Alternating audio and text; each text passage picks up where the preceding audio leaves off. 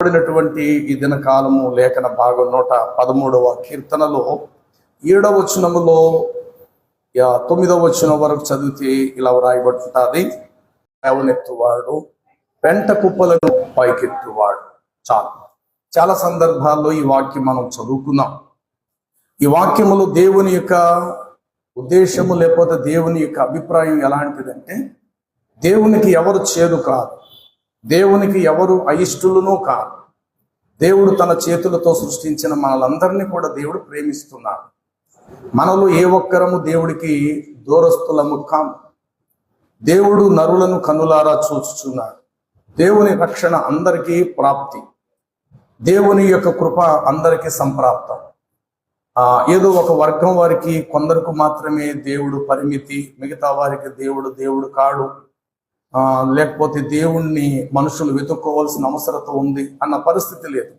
మనలో ఎవరు దేవుణ్ణి వెతుక్కోకుండానే దేవుడు మనకు సమీపస్తుడు. ఆయన మనం ఎక్కడో దేవుడు ఉంటాడేమోనని మనం వెతికి కనుగొనే దానికంటే దేవుడే మనకు సమీపించి తన ప్రత్యక్షతను మనకి రుజువుపరుచుకున్నాడు.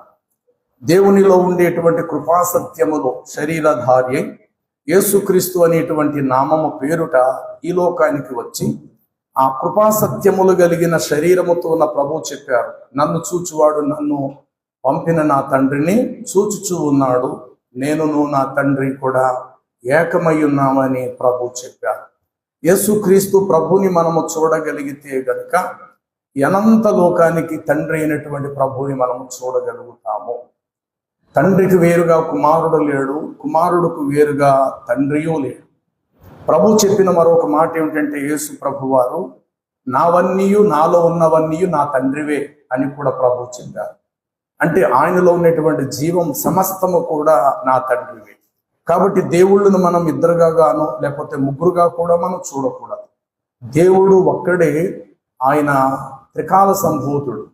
అంటే ఒక్క దేవుడై ఉండి త్రికాలముగా ఆయన తన కార్యాలను జరిగించువాడునై ఉన్నాడు. వాక్యమైన దేవుడు శబ్దముగా మన మధ్యకు వచ్చి మాట్లాడువాడు. చదవబడినటువంటి లేఖన భాగములో దేవుని యొక్క అపారమైనటువంటి ప్రేమ, దేవుని ఉద్దేశం, పెంటకుప్ప నుండి ఆయన దీనులను ఆయన పైకెత్తువాడని చెప్పేసి వాక్యములో మనం చదువుతున్నాం. రెండవదిగా, ఏ మనుషుడు కూడా దేవుడికి నిషేధింపదగిన వాడని మనం చెప్పుకోకూడదట. అపోస్తుల కార్యముల గ్రంథం 10:27 భాగాన్ని చదివితే అక్కడ వాక్యములో ఇలా వ్రాయబడ్డారు. కింద వచనం చదువుదాం. కావున చేయకూడదనియు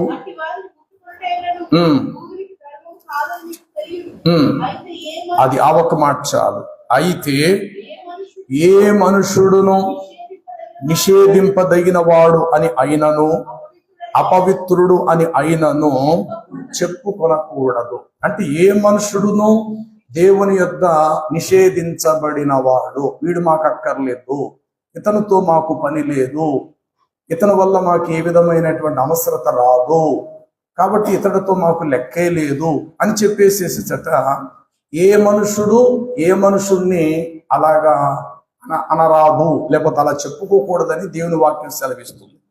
మనుషులుగా మనం కొన్ని భేదాలను మనం కలిగి ఉంటాం, కొన్ని గ్రూపులుగా, లేకపోతే వీరు మా కులస్తులు, వీరు నా మతస్థులు, వీరు నా బంధువులు, వీరు మాకు కావలసిన వారు, ఇలా చెప్పుకుంటూ మనుషులు కొంతమందిని తమ సొంతం చేసుకొని కొందరిని దూరపరుచుకునేటువంటి సందర్భాలు మనం చూస్తాం. దేవుడు మనుషులందరినీ ప్రేమిస్తున్నాడు, కానీ తన ఏర్పాటు, తన ప్రణాళిక అగోచరం. మనకు అనిపిస్తుంది దేవుడు కూడా పక్షపాతియా అని అనిపిస్తుంది. నో, దేవుడు ఆయన పక్షపాతి కాదు. చూడండి, ఆదికాండము 25వ అధ్యాయాన్ని మనం గమనిస్తే గనుక 23వ వచనములు ఈ మాట రాయబడి ఉంటుంది. 2 జనములు నీ గర్భములో కలవు, 2 జనపదములు నీ కడుపులో నుండి ప్రత్యేకముగా బయటకి వచ్చును. ఒక జనపదము కంటే ఒక జనపదము బలిష్టమై ఉండును, పెద్దవాడు చిన్నవానికి దాసుడునై ఉండును. చాలు. చూడండి, ఇస్సాకు తన భార్య అయినటువంటి రిబకా పిల్లలు లేరని దేవుని యొద్ద రోధించినప్పుడు ఇస్సాకు ఆమె విషయమై యెహోవాను ప్రార్థించగని మాట ఉంటాయి పై వచనాల్లో. దేవుడు ఆ యొక్క రిబకా యొక్క గర్భాన్ని తెరిచి ఆమె కడుపున 2 బిడ్డలను దేవుడు ఉంచాడు. 2 మగపిల్లలే, కవల పిల్లలు. వారింకనూ బయటికి రాలేదు, వారింకనూ భూప్రపంచం మీద అడుగు పెట్టలేదు, తల్లిదండ్రుల స్వరాన్ని వారు వినలేదు, ప్రకృతిలో ఏ ఒక్కటి వారికి ఇంకా సొంతం కాలేదు. ఇంకా వారు పుట్టడానికి కొంత టైం పడుతుంది. 1 నెల పట్టొచ్చేమో, లేదా ఒక 2-3 వారాలే పట్టొచ్చేమో, కానీ లేదా 2 రోజులే పట్టొచ్చేమో, లేదా 1 రోజే పట్టొచ్చు. వారు ఇంకాను బయటికి రాకుండానే దేవుడు ఇక్కడ చెప్తున్న మాట ఏంటంటే, పెద్దవాడు చిన్నవానికి దాసుడగును. ఏమంటే ఇదే న్యాయం అని చెప్పి మనము బాధపడతాం. కానీ దేవుని యొక్క ప్రణాళిక ప్రారంభంలో మనకు అర్థం కాకపోయినా కాలము గడిచే గడిచే గడిచే గడిచే గడిచే గడిచే కొలది దేవుని యొక్క సంకల్పము తేట తెల్లగా మనకు బయలుపరిచేవాడై ఉన్నాడు. కడుపులోని 2 బిడ్డలు ఉన్నారు, ఇంకా వారు బయటికి రాలేదు. రాకుండా దేవుడు చెప్పేస్తున్నాడు ఏమని, అరే అబ్బాయి, నీ భార్య కడుపుని 2 బిడ్డలు ఉన్నారు, 2 జనపదాలు, 2 పిల్లలు. భవిష్యత్తులో 2 వంశాలుగా వారు ఏర్పాటు చేయబడతారు. అందులో ఒకరి పేరు యాకోబు, రెండో వాడి పేరు యాషావు, అనగా ఎదోమీయులు. ఎదోమీయులు అనబడిన వారు కూడా అందులోంచి వస్తారు. ఇజ్రాయేలీలు అనబడిన వారు ఆమె గర్భంలోంచే వస్తారు. ఎదేము అనే మాటకు అర్థము ఎర్రని వాడు అనేటువంటి మాటకు అర్థం ఎరుపు. ఎదోము అనే మాటకు అర్థం ఎరుపు, ఎర్రని అని పదం అర్థం. ఈ విధంగా 2 పిల్లలు నీ భార్య గర్భములో ఉన్నారు, త్వరలో బయటకు వస్తారు. కాకపోతే పెద్దవాడు చిన్నవాడికి దాసుడవుతాడు అంటాడు. మలాకీ గ్రంథము చూడండి, 1వ అధ్యాయము. మలాకీ గ్రంథము 1వ అధ్యాయం 2వ వచనము. యెహోవా సెలవిచ్చినదేమనగా, అయితే ఏ విషయమందు మీరు మా ఎడల ప్రేమ చూపించితిరి అని మీరందరూ. ఏషావు, చూడండి ఇక్కడ, ఏషావు యాకోబునకు అన్నగారి, అంటే వయసులో పెద్దవాడే కదా, అయితే నేను యాకోబును ప్రేమించాను, ఇదే యెహోవా వాక్కు, ఏషావును నేను ద్వేషించి తిని. చాలు. ఏమండి, ఇక్కడ మరొక్కసారి ఇశ్రాయేలుకి తెలియపరుస్తున్నాడు. ఎదోమీయులు ఇశ్రాయేలు మీదకి యుద్ధానికి వచ్చినప్పుడు వాస్తవానికి అన్నదమ్ములు కొట్టుకోవడం ఏంటి, అన్నదమ్ములు ఒకరు నరుకుని చావటం ఏంటి? ఆ విషయంలో ఇశ్రాయేలు దేవుడికి ప్రార్థన చేయగా ఎదోమీయుల విషయంలో దేవుడు చెప్తున్న మాట ఏంటి, యాకోబునకు ఏశావు అన్న కాడ, అయితే పెద్దవాడైనటువంటి వాడు ఏశావు, చిన్నవాడేమో యాకోబు. అయితే నేను యాకోబును ప్రేమించి తిని, ఏశావును నేను పక్కన పెట్టి లేకపోతే ద్వేషించి తిని. రోమాపత్రిక చూడండి, 9వ అధ్యాయము 10-13 వచనాలు. రోమాపత్రిక 9వ అధ్యాయము 10-13 వచనాలు. అంతేకాదు, రిబ్కా ఇంకా క్లియర్గా ఇచ్చాడు. రిబ్కా మన తండ్రి అయినటువంటి ఇస్సాకుకు అను ఒకని వలన గర్భవతి అయినప్పుడు ఏర్పాటును అనుసరించిన దేవుని దివ్య సంకల్పం ప్రకారం క్రియల మూలముగా ఏమాత్రం కాకుండా దేవుడు ఏర్పరిచిన ప్రణాళిక ప్రకారంగానే నిలకడగా ఉండు నిమిత్తము పిల్లలు ఇంకా పుట్టి కనీసం మేలైన కీడైనను వారు ఇంకా ఏమి చేయకముందు, తల్లిదండ్రులు చూడకముందు, భూమి మీద పడకముందే పెద్దవాడు చిన్నవానికి దాసుడగును అని చెప్పబడెను. ఇందును గూర్చి నేను యాకోబును ప్రేమించి తిని, ఏశావును నేను ద్వేషించి. అందుకే దేవుని పరిశుద్ధ గ్రంథం దేవుని ఆత్మచేత వ్రాయబడింది. ఎక్కడ ఏ మాటకు మరొక మాట వ్యతిరేకత కనబడదు. ఎక్కడో ఆది కాండములో ఇస్సాకు ప్రార్థించినప్పుడు దేవుడు అక్కడ స్టార్ట్ చేసిన మాట కొన్ని సంవత్సరాలు, వందల సంవత్సరాలు గడిచిన తర్వాత మత్తయి సువార్తకు ముందున్న మలాకి ప్రవక్త ద్వారా మరలా ఏం చెప్పాడు? యాకోబునకు ఏశావు అన్నకాడా, అయితే నేను యాకోబును ప్రేమించాను, ఏశావును నేను ద్వేషించినన్నాడు. దాని పూర్తి వివరణ ఏమిటి అనేది మళ్ళా రోమాపత్రికలో పరిశుద్ధాత్మ దేవుడు చాలా చక్కటి వివరించాడు. అంటే ఎవరు డౌట్ పడవలసిన అవసరత కానీ, దేవుణ్ణి ఇలా వ్రేలు పెట్టి ఇదేంటి ప్రభు నువ్వు ఇలా చేసేటి కాదు, భూమి మీద పడలేదు, ఇంకా మంచి చెడేంటో వారికి ఇంకా తెలియదు, మేలైనా కీడైన వారు చేయలేదు కదా, అప్పుడే నువ్వు యాకోబును ప్రేమించేయడం ఏంటి, ఏశావును ద్వేషించేయటం ఏంటి? ఇదెక్కడి న్యాయం ప్రభువా? అసలు నీకు ఏమైనా జ్ఞానం ఉన్నదా? వాడిని బయటకు వచ్చిన తర్వాత ఒకడు తప్పు చేశాడు, ఒకడు మంచి చేశాడంటే నువ్వు మంచి వాడికి సపోర్ట్ వెళ్ళావు, చెడ్డ పని చేశాడు కాబట్టి వాడిని దూరం పెట్టావంటే ఆ మాటకు అర్థం ఉంటుంది. ఏంటి ఇంకా తల్లి కడుపులో ఉన్నారు వారు, భూమి మీదకి రాలేదు కదా, ఇంతట్లోనే నీ ఉద్దేశం ఏంటి, ఎలా ఉన్నది ఏంటి ప్రభు అని చెప్పి మానవ రీత్యా పలు కోణాలలో మనం ఆలోచిస్తాం. ప్రియులారా, దేవుడు ఒక సంకల్పాన్ని, ఒక విషయాన్ని దేవుడు ఎక్కడైనా పొందుపరిచాడు అని అంటే అది ఆ ఒక్క వ్యక్తికి సంబంధించిందై ఉండదు. చరిత్రలో, భవిష్యత్ కాలంలో భూమి ఆకాశములు అంతమయ్యే వరకు కూడా ఆ క్రియ అలాగే కొనసాగుతూ ఉంటుంది. చాలా సందర్భాల్లో గొప్పవారితో స్నేహం చేస్తారు. గొప్పవారు ఎప్పుడు కూడా ఆ స్థాయి చిన్న స్థితిలో ఉన్న వారితో స్నేహము చేయలేరు. కానీ కొన్ని సందర్భాల్లో ప్రియులారా, గొప్పవాడైనా, అంతస్తులు గలవాడైనా, అపరకోటీశ్వరుడైనా, గొప్ప జమీందారైనా అప్పుడప్పుడు చిన్నవాని ఎదుట కూడా తల వంచే పరిస్థితి వస్తుంది. అందుకని ఏ మనుషుడు కూడా ఎప్పుడు కూడా నిషేధింపదగిన వాడని మనము చెప్పుకోకూడదు. ఒక జమీందారు గారి ఇంటి ముందు ఒక చిన్న కాఫీ హోటల్ ఏదో ఉంది అన్నట్టు మీ ఎగ్జాంపుల్ చెప్తున్నా, ఉపమాన రీతిగా, అంటే దేవుడు అందిస్తున్న మాట మీకు చెప్తున్నా. ఒక జమీందారు గారు రోజుకు 100 కొలది కార్లు ఆ ఇంటి ముందు ఆగుతాయి. అతడు మంత్రులు, పెద్ద పెద్ద వాళ్ళతో బాగా బంధుత్వం కలిగిన వ్యక్తి. అతడు ఏమైనా ఒక ఫోన్ కాల్ చేసి పలానా వాళ్ళకి ఉద్యోగం ఇప్పించు అనంటే తక్షణమే ఉద్యోగం వచ్చేస్తుంది.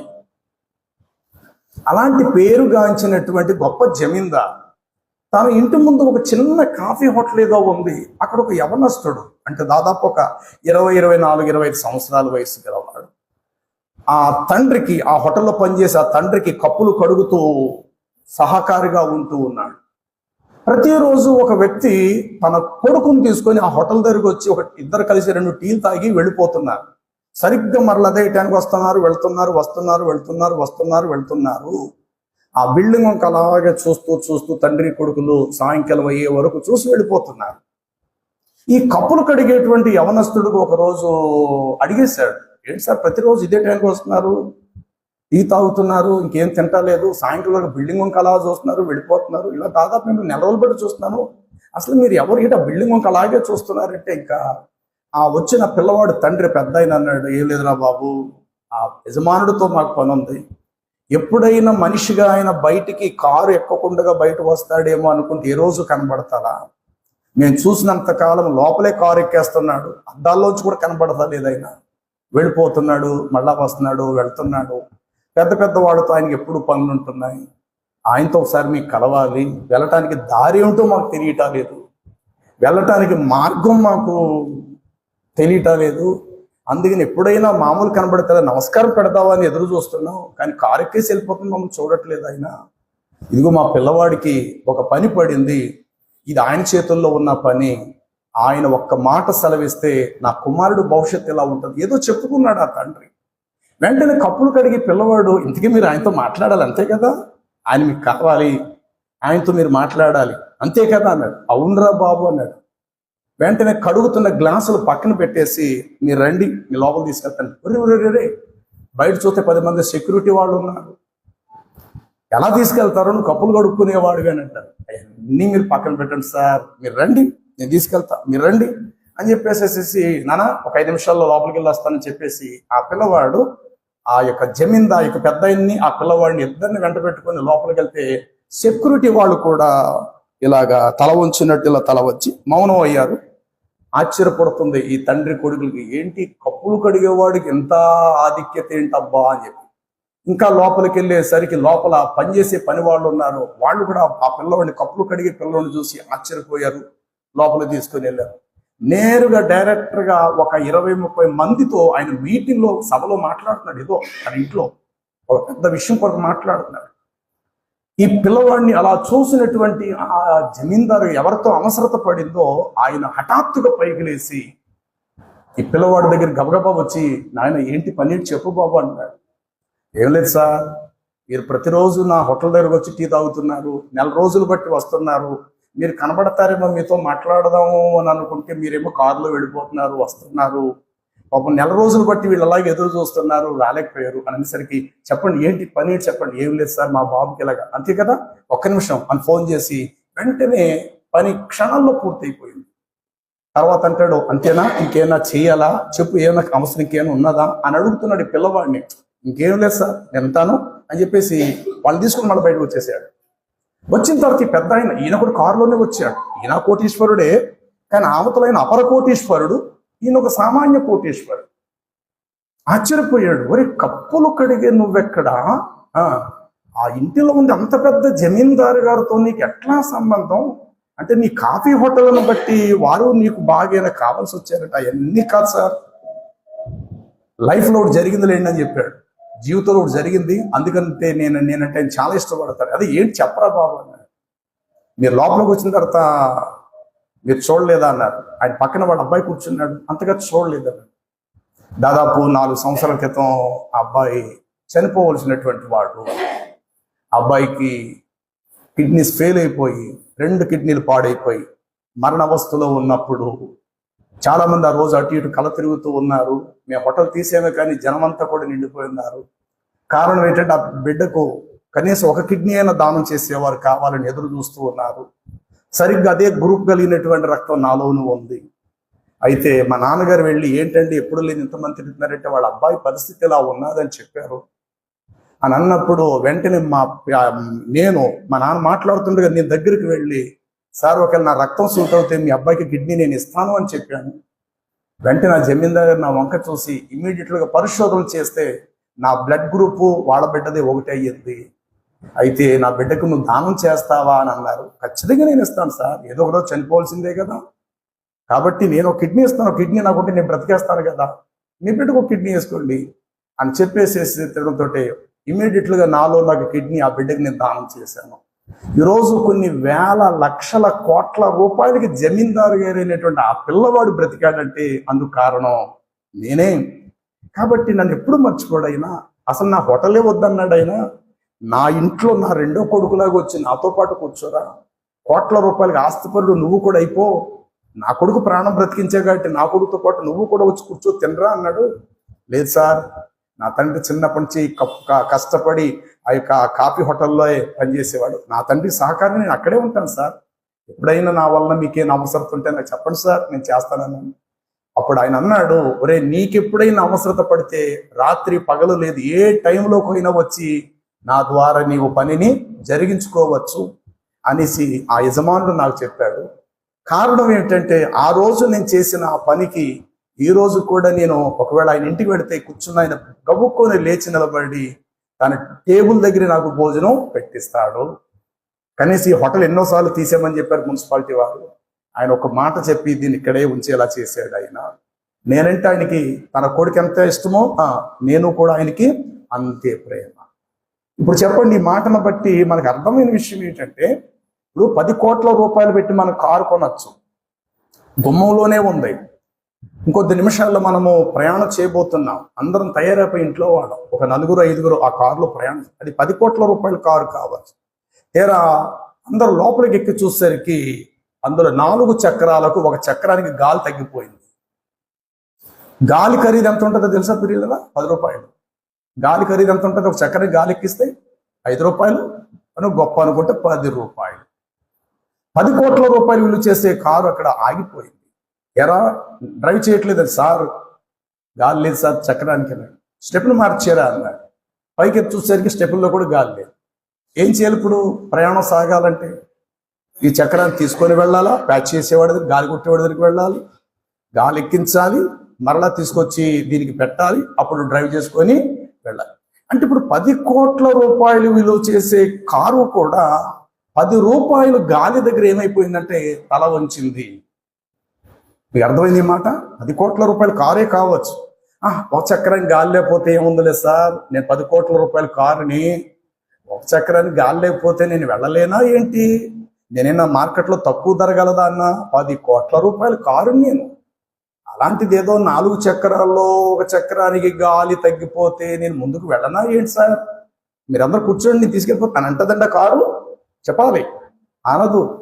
నువ్వు 10 కోట్ల రూపాయల కారు అయినా సరే 10 రూపాయల దగ్గర నువ్వేం చేయాలంటే తల వంచాలి. అందుచేత ఏ మనుషుడు ఎప్పుడు కూడా ఎవరు కాదు నిషేధింపదగిన వాడు. నువ్వు 10 కోట్ల రూపాయల అంతస్తుడు అయినా అప్పుడప్పుడు 10 రూపాయలు కలిగిన వ్యక్తి సహాయం కూడా మనకు కావలసి వస్తుంది. ఈ మాట ఎప్పుడు జీవితంలో మర్చిపోవద్దు. మనం ఉన్నత వారము కావచ్చు, 10 కోట్ల రూపాయల అంతస్తు స్థితిలో మనం ఉండొచ్చు గాక, కానీ అప్పుడప్పుడు మన జీవితానికి ఎదురయ్యే పరిస్థితి ఏంటంటే 10 రూపాయలు విలువ చేసి ఆ గాలి లేకపోతే 10 కోట్ల రూపాయల కారు ఎట్లా ప్రయాణం చేయలేదు.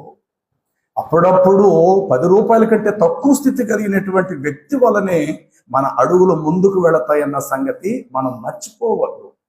క్రీస్తు ప్రభు రానంత వరకు కూడా యూదుల పద్ధతి ఏమిటంటే, ఒక్క యూదులమైన మేము మాత్రమే దేవుని ప్రజలం, ఆయన మాకు మాత్రమే సొంతం. ఎందుకంటే మాకు గోపాంగ చర్మమునకు మా తండ్రి అబ్రహాము ద్వారా సున్నతి సంస్కారము జరిగింది. పుట్టిన మాలో ప్రతి పురుషుడు 8వ రోజు మేము సున్నతి చేయించుకుంటూ వచ్చాం. అంటే దేవుని మాట నెరవేర్చేవారు. మా దేహమందు రక్తము స్రవించబడినది, అంటే ఆ చర్మాన్ని కోసినప్పుడు రక్తం కారుతుంది, గోపాంగ చర్మం సున్నతి చేసినప్పుడు. కాబట్టి ఈ వాడిక, ఈ నిబంధన మా తండ్రి అయిన అబ్రహాము ద్వారా ఇస్సాకు, ఇస్సాకు ద్వారా యాకోబు, యాకోబు ద్వారా ఇశ్రాయేలీలమైన మాకు మాత్రమే ఉంది. కాబట్టి మేము ఎవరమో తెలుసా? మేము సున్నతి సంస్కారము జరిగినటువంటి వారం. చూడండి, ఆదికాండం 17వ అధ్యాయం 8వ వచనం అనుకుంటా.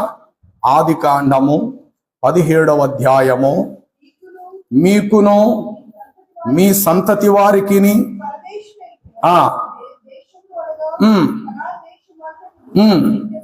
చూడండి 11వ వచనం, మీరు మీ గోపాంగ చర్మమును, చూడండి, మీరు మీ గోపాంగ చర్మమును సున్నతి పొందవలెను, ప్రతి మగవాడును సున్నతి పొందవలయును.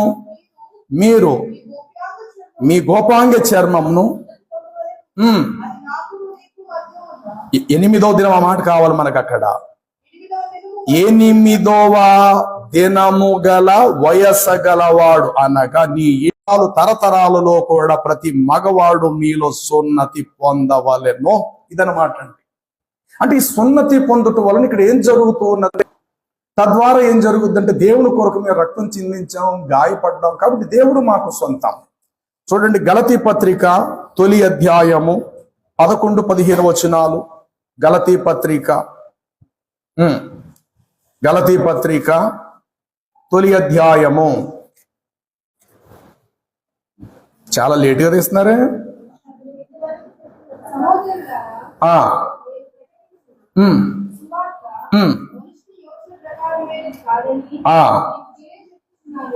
మనుషుని వలన దానిని నేను పొందలేదు, నాకెవడూ దాన్ని బోధించలేదు, కానీ యేసుక్రీస్తు బయలుపరచుట వలన అది నాకు లభించును. పూర్వమందు యోధా మతస్థుడినై ఉన్నప్పుడు నేను దేవుని సంఘమును అపరిమితముగా హింసించి నాశనము చేయుచు వచ్చి తిని, నా పితరుల పారంపరాచార ప్రకారము నేను విశేష ఆసక్తి గలవాడనై నా స్వజాతీయులలో నా సమాన వయస్కులైన అనేకుల కంటే యోధుల మతములో అత్యధికము నొందిన వాడనై తిని, అయినను తల్లి గర్భమందు పడినది మొదలుకొని నన్ను ప్రత్యేకపరచిన కృపచేత నన్ను పిలిచిన దేవుడు నేను అన్యజనులకు తన కుమారుడు ప్రకటించవలని. ఇప్పుడు 3వ అధ్యాయం ఫిలిప్పీ పత్రిక 5-6 వచనాలు కూడా చూడండి. అదే పౌలు చెప్పిన ఇంకొక మాట. 8వ దినమున సున్నతి పొంది తిరునాము ద్వారా ప్రారంభించబడిన ఈ యూదుల సంస్కారాన్ని దినమందు ఆయన సున్నతి పొందారు. అపోస్తుడైన పౌలు, పేతురు, యోహాను, ఆంధ్ర యూదులైతే ఎవరైతే ఉన్నారో క్రీస్తు శిలువలో పూర్తిగా రక్తము చిందించే వరకు కూడా తమ గోపాంగ చర్మము యొక్క రక్తాన్ని ప్రతి యూదుడు చిందిస్తూ వచ్చారు. ఈ అతిశయమే, ఈ గొప్ప కారణమే వారు అనుకునేవారు, దేవుడు మాత్రం మాకే దేవుడు, ఆ దేవుడు మాకు మాత్రమే సొంతం, మేము పుట్టుకలోనే ఆయన. ఇలాగ ప్రతి జాన్స్ అనేవారు అతి గర్భాలయములో ప్రధాన అర్చకుడు ఎంత గొప్పవాడు, అతని కంటే కొన్ని వేల రెట్లు గొప్పవాడు ఆనాటి ప్రధాన యాజకులు వస్తున్నారంటే దేవుడే వారి మధ్యకు దిగి వస్తున్నంత భయపడిపోయేవారు ఇశ్రాయేలీయులు. పరిశుభ్రతలో, వస్త్రధారణలో, మాట తీరులో, పరిమళ సువాసనలో ఎక్కడ తీసుకుపోరు యూదులు. చాలా కరెక్ట్గా నీతి నిబంధన నెరవేర్చేవారు. దేనిని బట్టి వీరికి అతిశయం అంటే, అబ్రహాము మా తండ్రి, అబ్రహాముతో చేసిన ఒడంబడికలు మేమున్నాము, అందుకు దేవుడు మా సొంతం. ఈ కారణము చేత మిగతా జనులను ఏం చేసేవారంటే చాలా తక్కువగా చూసేవారు. అప్పుడేం జరిగిందంటే, పేతురు లోపలికి వచ్చినప్పుడు అక్కడక్కడ పక్షపాతి కాడని ఎరిగి నాకు చెప్పి ఉన్నాడు. అంటే క్రీస్తు వచ్చే వరకు కూడా ఈ పద్ధతి ఈ యూదులకు ఈ యొక్క మతాచార సంబంధమైన ఈ సున్నతి సంస్కారాన్ని బట్టి చాలా అతిశయపడిపోయేవారు. కొంతకాలానికి గోపాంగ చర్మం యొక్క సున్నతి రద్దు చేయబడతాది, దానికంటే పూర్ణమైన సున్నతి వెలుగులోకి వస్తాదని చెప్పి ద్వితీయోపదేశకాండము 10 అధ్యాయము 16 వచనాన్ని మీరు చదివితే అక్కడ దేవుడు అంటాడు మోషేతో, ఇక సున్నతి లేని మీ హృదయములకు సున్నతి చేయించుకొని ఇకను మీరు ముష్కర్లు కాకుండుడి అంటాడు. చెప్పండి. కాబట్టి ఇక మీదట మీరు సున్నతి లేని మీ హృదయములకు సున్నతి అంటే దేనికి చేయించుకోవాలి? ఇప్పుడు సున్నతి, ఇప్పుడు హృదయానికి సున్నతి స్త్రీకి అవసరమే, పురుషుడికి అవసరమే. గోపాంగ చర్మం యొక్క సున్నతి పురుషుడికి మాత్రమే పరిమితం, స్త్రీకి అవకాశం లేదు. ఆమె యూదురాలైనా సున్నతి సంస్కారం ఆమెకు లేదు. ఒక పురుషుడికి మాత్రమే వంశావళి క్రమం బట్టి, తండ్రి యొక్క రక్త కణాలను బట్టి బిడ్డలు పుడతారు కాబట్టి వంశావళి క్రమం పురుషుడికి మాత్రమే వర్తిస్తుంది. అయితే ఇక్కడ చెప్పబడిన ఈ మాటలో పరమార్థం ఏంటో తెలుసా?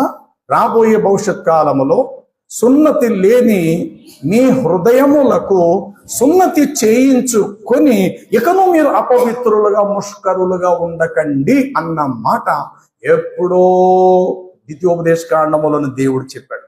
ఇప్పుడు ఆ హృదయ సంబంధమైనటువంటి సున్నతి యేసుక్రీస్తు ప్రభు వారి ద్వారా లోకానికి ఏర్పడినది. అంటే దేవుడు ఏదైనా ఒక విషయాన్ని చెప్పాడంటే అది అక్కడతో ఆగిపోదు. క్రమక్రమంగా కాలక్రమేపం చెప్పినది అలా సాగుతూ ముందుకు వచ్చి ఎక్కడో చోట అది ముగించబడతాది. అలాగే క్రీస్తుకు పూర్వము జరిగినవన్నీ కూడా వచ్చి క్రీస్తులు అవన్నీ సంపూర్ణ రూపము దాల్చినవి.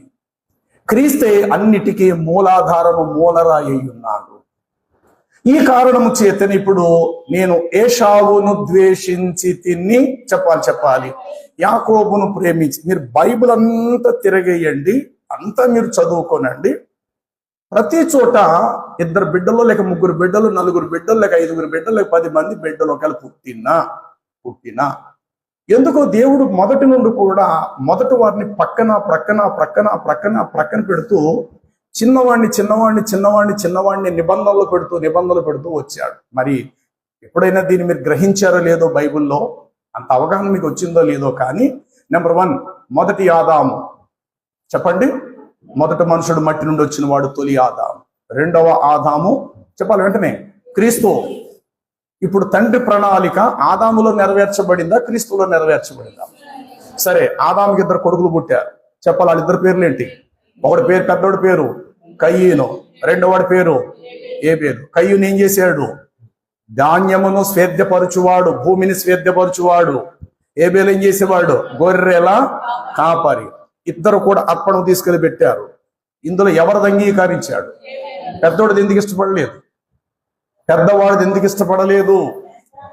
కింద వాడిది మాత్రమే. రెండో వాడు అనబడి హేబేలును అతని అర్పణములను యెహోవా అంగీకరించి. ఎందుకు ఇంత స్వార్థం? ధాన్యం దేవుడిది కాదా? కూర మొక్కలు దేవుడి కావా? మరి కయ్యను భూమిని స్వేద్యపరచువాడు అంటే భూమి యొక్క పంట తీసుకెళ్ళి, భూ పంట కూడా దేవుడిదే కదా. ఇక్కడ బాగా అర్థం చేసుకోండి, వ్యక్తులలో ఏమీ లేదు. అర్పించే అర్పణములో ఒక మూల సూత్రాన్ని దేవుడు దాచించాడు. ఇక్కడ హేబేలు ఎట్లా గొర్రెల కాపరో, భవిష్యత్తులో మనుషులమైన మనందరికి ఒక కాపరి రాబోతాడు. మనము ఆయన ప్రజలమనియు ఆయన మేపే గొర్రెలము. ఓకే, ఇప్పుడు యేసు ప్రభు ఏం చెప్పాడు తెలుసా? నేను గొర్రెలకు మంచి కాపరిని. మంచి కాపరి గొర్రెల కొరకు తన ప్రాణము పెడతాడు. జీతగాడే అన్నాడు. ఇప్పుడు యేసు ఏం చేశాడు? తన ప్రజల నిమిత్తం అనగా గొర్రెలుగా ఉన్న మన నిమిత్తం తన ప్రాణము పెట్టాడు. అక్కడ ఏం జరిగింది? స్టార్టింగ్ లో హేబేలు గొర్రెల కాపరి, అతడు తన రక్తాన్ని అక్కడ చిందించాడు. తర్వాత కొంచెం ముందుకు వెళదాం, అబ్రహం దగ్గరికి వద్దాం. అబ్రహంకు తొలిట్లో 2 కుమారులు పుట్టారు. పెద్దవాడి పేరు చెప్పాలి వెంటనే ఇష్మాయేలు, రెండోవాడి పేరు ఇస్సాకు. వీళ్ళిద్దరిలో నిబంధన ఎవరితో చేశాడు? ఇప్పుడు పెద్దవాడు ఏమయ్యాడు? పక్కకెళ్ళాడు. పెద్దవాడు ఏమయ్యాడు? పక్కకెళ్ళాడు. రెండవ వాడు అనబడిన హేబేలుతో తన నిబంధన చేసుకొచ్చాడు. తర్వాత ఇప్పుడు యాకోబు, ఇస్సాకునకు 2 కొడుకులు పుట్టారు. చెప్పాలి. పెద్దవాడి పేరేటి? ఏశావు. చిన్నవాడి పేరేటి? యాకోబు. ఇప్పుడు ఎవరిని పక్కన పెట్టాడు? ఏశావును. అంటే మీరు మలాకీ గ్రంథములోను ఇవన్నీ చదువుకుంటూ వెళితే ఇదేంటి దేవుడు ఇలా చేశాడని ఆ భ్రమకు మనకు గురి కావాలి. దేవునికంటూ ఒక ఉద్దేశం, ఒక ప్రణాళిక ఉంది. అది ఎక్కడ రూపు మాపదు. ఆ క్రమాన్ని అలాగా దేవుడు తీసుకుంటూ వస్తాడు. దానిని గుర్తించడమే దైవ జ్ఞానం. సరే, ఇప్పుడు యాకోబును చూద్దాం. యాకోబుకి ఎంతమంది కొడుకులు? 12 కొడుకులు. ఓకేనా? పెద్దవాడి పేరేటి? రూబేన్. రెండోవాడి పేరేటి? షిమ్యోన్. మూడోవాడి పేరేటి? లేవి. 4వ పేరు యోధా. అంటే ఈ పైన ఉండేటువంటి ఈ నలుగురులో ఏ గోత్రాన్ని ఎన్నుకున్నాడు? దినవృత్తాంతముల 1వ గ్రంథము 5వ అధ్యాయము 2వ వచనాన్ని చూస్తే అక్కడ అంటాడు, యోధా తన సహోదరులందరిలో మిక్కిలి హెచ్చువాడాయను, అతని నుండి ఒక ప్రముఖుడు బయటకు రావాలి. ఏ గోత్రాన్ని ఎన్నుకున్నాడు? చెప్పండి, ఏ గోత్రాన్ని ఎన్నుకున్నాడు ఆయన? చెప్పాలి. ఏ గోత్రాన్ని? యోధా గోత్రాన్ని. చూడండి, హెబ్రీ పత్రిక 7వ అధ్యాయం. హెబ్రీ పత్రిక 7వ అధ్యాయంలో చూస్తే మన ప్రభువైన యేసుక్రీస్తు యోధా గోత్రములో జన్మించాను. 14 వచనం. మన ప్రభువు యోధా సంతానమందు జన్మించుట. చాలు. ఇప్పుడు చెప్పండి, ఏ గోత్రం నుంచి వచ్చాడు ఈయన? యోధా. ఈ యోధా గోత్రం చూస్తే పైన ఎన్ని గోత్రాలు ఉన్నాయి? 3 గోత్రాలు పైన ఉన్నాయి. ఒకటి రూబేను, షిమియోను, లేవి. ఆ తర్వాత ఏమొచ్చిందంటే యోధా. సరే, ఇప్పుడు యోధాలో నుండి దావీదు వచ్చాడు. యోధా వంశంలో నుండి ఎవరు వచ్చారు? దావీదు వచ్చాడు. దావీదు తన అన్నలందరికంటే పెద్దోడా, అన్నలందరికీ చిన్నోడా? ఎవరిని ఎన్నుకున్నాడు ఇక్కడ? దావీదు అనబడిన చిన్నవాడిని ఎన్నుకున్నాడు. ఈ చిన్నవాడైనట్టు దావీదులో నుంచి కొంతమంది కొడుకులు వచ్చారు. ఒక కొడుకు పేరేమో అమ్నోను, ఇంకో కొడుకు పేరేమో అబ్షాలోము, మరొక కొడుకు పేరేమో దానియేలు అని పేరు గలవాడు. ఇలాగ దావీదుకు అనేక మంది కొడుకులలో ఆఖరి వాడి పేరు సులేమాన్. ఎవరిని ఎన్నుకున్నాడు కదా? ఇలా మీరు చెప్పుకుంటూ వస్తే పాత నిబంధనలో ఎక్కడెక్కడైతే వంశావళి మీకు కనబడుతూ వస్తారో అలా వచ్చే సందర్భంలో ఎక్కడ చూసిన దేవుడు చిన్నవాణ్ణి ఎన్నుకుంటూనే వచ్చాడు. ఈ కారణము చేతనే, దీన్ని దృష్టిలో పెట్టుకొని మీరు మాట్లాడాలి. ఈ కారణము చేతనే నేను యాకోబును ప్రేమించి తిని చెప్పాలి. అలాగని చెప్పి ఏశావు దేశించబడిపోలేదు. ఏశావు కూడా విస్తారమైన ఆస్తి ఉంది. ఏశావు కూడా గొప్ప ధనవంతుడై ఉన్నాడు. హెబ్బోకు రేవు దగ్గరికి ఏశావు 400 మంది పరివారితో వచ్చినప్పుడు యాకోబు తన తమ్ముడు అంటాడు, ఆస్తి నా పిల్లలందరూ నువ్వే తీసుకోమని అన్నప్పుడు తన అన్నగారు అంటాడు, లేదు, నేనుండు చోట దేవుడు నన్ను ఆశీర్వదించెను, నీకంటే విస్తారమైన ఆస్తి గలవాడిని అని అంటాడు ఏశావు. అంటే ఇక్కడ ప్రణాళికలో దేవుడు ఒక్కొక్క సందర్భంలో దేవుడు చిన్నవాడిని అలా ఎంచుకుంటూ వచ్చాడు. మొదటి ఆదాము పెద్దవాడైతే కడపటి ఆదాము చిన్నవాడు. క్రీస్తు ద్వారా సంపూర్ణ తన ప్రణాళిక నెరవేర్చబడింది. ఇప్పుడు రండి, మనం చదువుకునేటువంటి అధ్యాయములో వారు చేసినటువంటి భవిష్యత్తులో చేయబోయేటువంటి పొరపాటు ఏమిటో ఆదికాండం 27వ అధ్యాయం. ఆదికాండము 27వ అధ్యాయం 40 వచనము. త్వరగా. మీ అన్న కోపము నీ మీద నుండి తొలగి నీవు అతను చేసిన వాటికి అతడు మరచిపోయే వరకు, అనగా మీ మేనమామ అనబడినటువంటి లాబాను ఇంటి వద్ద కొన్నాళ్ళు ఉండుమని తన తండ్రి యాకోబునకు తెలియపరిచెను. ఎందుకు ఇలా జరిగింది అనంటే బాగా వినండి.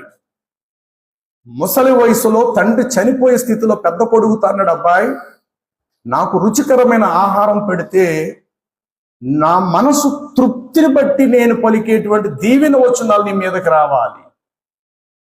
నా వంక చూడాలి, దయచేసి మీరు కింద చూడద్దు. ఒక వ్యక్తిని మీరు మంటల్లో కాల్చండి అంటే ఉపమాన రీతిలో మీకు అర్థమవుతుంది. ఒక వ్యక్తికి మీరు వాతలు పెట్టండి, ఇలా కట్టేసి మీరు వాతలు పెడుతూ, ఒరే నన్ను దీవించరా, ఒరే నన్ను దీవించరా బాబు అని వాతలు పెడుతున్న వాడికి గాయాలు పాలు చేస్తూ నన్ను దీవించమని కోరితే వాడు ఏం పెడతాడు? మీకు వెంటనే చెప్పాలి మీకు సమాధానం. కదా కదా వాత పెట్టడం అనేది పెట్టడమే, గాయమే కదా అది. చేతిలో పెట్టినట్టు ఏదో పరవణం ప్రసాదం ఏదో చేతిలో పెట్టినట్టు చేతి మీద నిప్పులు అంటిస్తున్నా. నన్ను దీవించురా బాబు అంటే వాడు ఎందుకు దీవిస్తాడు? అక్కడ ఖచ్చితంగా ఒరే నువ్వు నాశనం అయిపోతావురా, నాకులేక నువ్వు గాయాల పాలు అవుతావురా, ఒరే నీ బిడ్డలు లేనివాడు అయిపోతావురా, సర్వనాశనం అయిపోతావురా అనేటువంటి పదజాలాలు వాడి నోటంట వస్తాయి. భవిష్యత్తులో వాడు బ్రతుకుంటే గనుక ఇలాంటి పరిస్థితి జీవితంలో వాడికి ఎదురవుతాడు. మనుషుడు ఏమి విత్తుతాడో చెప్పాలి, ఏమి విత్తుతాడో ఖచ్చితంగా ఆ పంట వాడు కోసి తీరుతాడు. ఇప్పుడు చెప్పండి, గాయాలతో ఉండేటువంటి వాడి దగ్గరికి వెళ్ళి ఆడి గాయాలు కట్లు కట్టి అంటే ముఖం చూస్తేనే అసహాయం కలిగినటువంటి వాడికి చేతితో నువ్వు అన్నం పెట్టు, వాడి మనసులోంచి నేనేం కోరతాడు తెలుసా? దీవిస్తాడు. వాడు అన్నం తినలేని స్థితిలో గాయాలు పాలైపోయిన వాడి దగ్గరికి భోజనం తీసుకెళ్లి నీ ఒళ్ళో పెట్టుకొని వాడి శరీరం అంతా స్నానం చేయించి ఒక బట్ట కట్టి కళ్ళన్ని పుసులతో నోరంతా పొక్కుపోయి ఉన్నటువంటి వాడిని అసహించుకోకుండా నువ్వు వాడికి నోటి నిండా ముద్దలు పెట్టి కడుపు నిండా ఆకలి తీర్చు. వాడు అంతరంగం వల్ల నేను ఎంత దీవించుకుంటాడో తెలుసా? బాబు నువ్వెవరో కానీ ముక్కు ముఖం ఎరగని నా దగ్గరకు వచ్చి ఇంతగా నాకు సేవ చేసేవయ్యా, నాకు బయట వాడినైనా నన్ను కడుపు నిండా బిడ్డలా చూసుకొని కడుపు నిండా అన్నం పెట్టేవు బాబా, నువ్వు బాగుండాలయ్యా, నువ్వు నిజంగా బాగుండాలయ్యా, నీ పిల్ల పాపలకి తిండికి లోటు లేకుండా జీవితకాలవంతంగా బాగుండాలి బాబు అని ఆ మాట చెప్పి ఆడి ఒళ్ళు చచ్చిపోవచ్చు. ఇప్పుడు అన్నం తింటున్నటువంటి వాడి నోటంటే ఏ మాటలు వచ్చాయి? ఇది ప్రాక్టికల్ గా మనము క్రియారూపముగా మనం చేసే పనేది. ఒకటి చేతులు కట్టేసి వాతలు పెట్టి నన్ను దీవించాలంటే ఎందుకు దీవిస్తాడంటాడు? శపిస్తాడాడు. ఇప్పుడు అన్నం ముద్దలు పెడుతూ దీవించుమని చెప్పకపోయినా ఖచ్చితంగా వాడు మనసు నిండా మాత్రం నిండు మనసుతో మనం దీవిస్తాడు. ఇది ఎట్లా వాస్తవమో ఇస్సాకు చనిపోయే రోజుల్లో అన్నాడు, పెద్దోడా నువ్వంటే నాకు చాలా ఇష్టంరా, అడవికి వెళ్ళి నాకు ఇష్టమైన భోజనం వేటాడి తీసుకొచ్చి నాకు పెడితే ఇంకో గంటలోనో 2 గంటల్లో చచ్చిపోయేలా ఉన్నాను, నేను దీవించాలంటే నాకు మొదట మనసులో మంచి మనసు పుట్టాలి, నాకు నీ మీద నాకు ఒక మంచి అభిప్రాయం కావాలి. నిండు మనసుతో నీకు సెకండ్ ఇచ్చి ముద్దు పెట్టుకొని బాగున్నారా బాబు, బాగున్నారా, అంత బాగున్నారు అన్న అన్నదానికి ముఖంకిలాగా చూసుకుంటూ పేరు గల సెకండ్ ఇచ్చి వెళ్ళిపోయిన తేడా లేదండి, చాలా వ్యత్యాసం ఉన్నది ఇక్కడ. అయితే ఇప్పుడు దీవెనలు ఆయన మీదకి రావాలంటే ముందు కొలత లేని నిండు మనసు ఇస్సాకుకు రావాలి. అంటే తన కుమారుడు పట్ల నూరంతలుగా దీవించే మనసు తనలో పుట్టాల. అలా పుట్టాలంటే అవతల వాడు ఏదో ఒక పని చేసి పెట్టాలి. చేయకుండా దీవించలేడా అంటే దీవించవచ్చు, కానీ ఒప్పుకోలు పుట్టాల, అంతరంగంలో ఆ బుద్ధి పుట్టాల. అది రప్పించటం కొరకే అన్నాడు. అంటే ఏదో తినేయాలని కాదు, కానీ ఆ బుద్ధి తనలో పుట్టాలి. బాబు అడవికి వెళ్ళి వేటాడి నాకు ఇష్టమైనది తీసుకురారా, నేను నిన్ను దీవించి నేను చచ్చిపోతాను రా కొడుక అన్నాడు. ఈ మాట ఎవరున్నారు? తన భార్య అంటుంది. విని యాకోబు తండ్రి, ఒరే మీ అన్నగారు వెళ్ళి అడవికి వెళ్ళి తెచ్చేలోగా మన మందలో ఉండే 2 మేకపిల్లలు కోసుకొస్తే నీ తండ్రికి ఏది ఇష్టమో ఆ రకమైన పదార్థం వండి పెడతాను, నీ తండ్రి నోటంట వచ్చే దీవెనలను నువ్వు పొందరా. ఎందుకంటే వాళ్ళ నాన్నగారు అబ్రహాము చచ్చిపోయేటప్పుడు ఆ దీవెనని మీ నాన్నకి ఇచ్చేసాడు రా. అబ్రహాంకి ఇచ్చిన దీవెనలు ఇప్పుడు ఎందులో ఉన్నాయంటే మీ నాన్నలో ఉన్నవి. అలాగే మీ నాన్నకి ఇచ్చేటువంటి ఆ దీవెనలు ఇప్పుడు నీలోనికి రావాలి. అలా రావాలి అంటే ఖచ్చితంగా నువ్వు చేయవలసిన పని ఏంటంటే నీ తండ్రికి ఇష్టమైన దాన్ని తీసుకొచ్చి నువ్వు పెట్టాలి అన్న. ఇప్పుడు మందలో ఉన్న వాటిని తీసుకొని వచ్చి యాకోబు తన తండ్రికి ఇచ్చేటప్పుడు తినే ముందు తడివి చూశాడు. ఇంత త్వరగా వంట ఎలాగైపోయింది? వేటకి వెళ్ళి రావటం చిన్న విషయం కాదు. 2 కొండలు దాటాలా, అడవిలోకి వెళ్ళాలా, అవి వేటాడి నువ్వు తీసుకురావాలి. ఇప్పుడు నేను చెప్పిన పావు గంటకి నువ్వు భోజనం రెడీ చేసేసావే, ఎట్లా ఇది సాధ్యమైపోయింది అని చెప్పి నాకు డౌట్ వస్తుంది. అసలు నువ్వు నా కొడుకువా కాదా, పెద్దోడువా కాదా అని దగ్గరకు పిలిచి తడివి చూసేడట. ఎందుకంటే పెద్ద కొడుక్కి వెంట్రుకలు ఉంటాయి ఎక్కువగా, ఒళ్ళంతా బొచ్చు, చేతుల నిండా కూడా అలా వెంట్రుకలు, ఎక్కువ శాతం వెంట్రుకలు ఉంటాయి అన్నమాట. కొంతమంది మనం చూస్తాం, భయపడతాం. రోమాలు ఎక్కువగా ఉంటాయి, వీపు మీద ఉంటాయి, ఒంటి మీద కూడా ఉంటాయి. అలాగే ఏషావునకు ఒంటి నిండా రోమాలు ఉంటాయి. తడిమి చూస్తే మాత్రము ఒంటి మీద రోమాలు కనబడ్డాయి. ఎక్కడి నుంచి వచ్చిన ఈ రోమాలు యాకోబుకి అని అంటే ఆ చంపినటువంటి మేక యొక్క చర్మాన్ని తన తల్లి కట్టేసింది. మీ నాన్న ఖచ్చితంగా తడిమి చూస్తాడరా నిన్ను, తడిమి చూసినప్పుడు చెయ్యి అందించు, ఆ వెంట్రుకల చూసి ఆ పెద్ద కొడుకే అని అనుకుంటాడరా అన్నట్టు కొడుకుకి ఆ ప్లాన్ ఇచ్చి నేర్పించింది. ఆ మాటకు వస్తే ఇప్పుడు తల్లి మోసం చేసిందని అందామా? చెప్పాలి. తల్లి రాంగ్ డైరెక్షన్ కొడుకు ఇచ్చింది అందామా? తప్పు. చూడండి, ఆదికాండం మీరు చదివారు కదా, 24 25 అధ్యాయం మీరు చదివారు కదా. చూడండి అక్కడ 24 వచ్చును. ఆమె ప్రసూతి కావలసిన 25, 24 అనుకుంటా.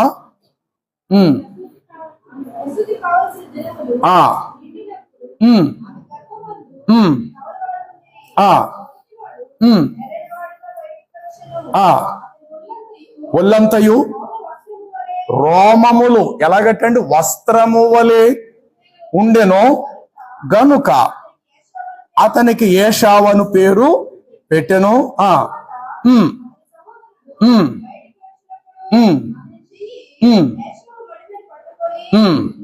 ఉండెను.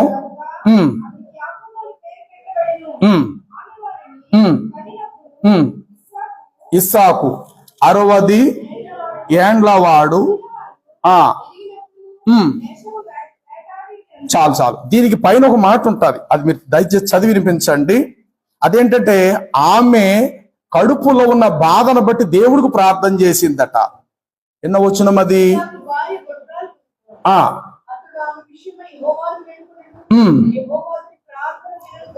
ఇలాగైతే నేను బ్రతుకుట కష్టం అనే మాట ఉంటుంది. ఎన్న వచ్చిన